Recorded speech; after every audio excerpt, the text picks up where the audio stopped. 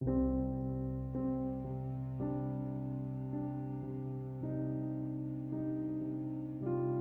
set double press to open Bixby in Samsung Galaxy S10.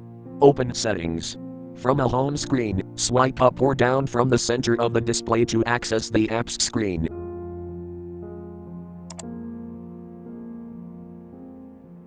Tap Settings.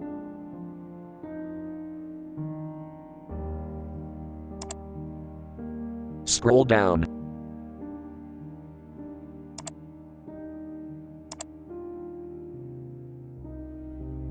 Tap Advanced Features.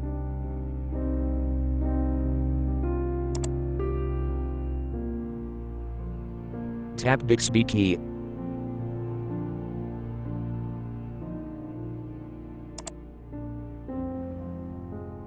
Select double press to open Bixby.